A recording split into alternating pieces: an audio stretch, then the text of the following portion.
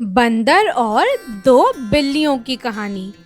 तो यह कहानी एक बंदर और दो बिल्लियों की है। एक बार की बात है, एक गांव में दो बिल्लियां रहा करती थी। एक बिल्ली का नाम था कालू और दूसरी बिल्ली का नाम था लालू।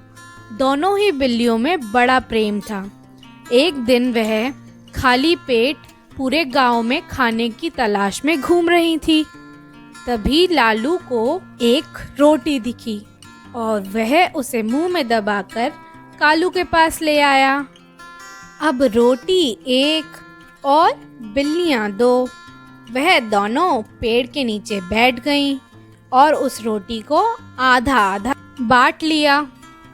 तो लालू बोला कि यह रोटी बराबर नहीं है। तो कालू ने कहा, हाँ, यह तोड़ते समय एक हिस्सा इसका बड़ा हो गया है और दूसरा हिस्सा इसका छोटा हो गया है। कालू और लालू की बातें पेड़ पर बैठा एक बंदर सुन रहा था।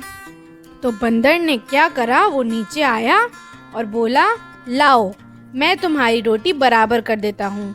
तो उसने एक तराजू लिया और तराजू के दोनों पलड़ों पर एक एक रोटी का हिस्सा रख दिया।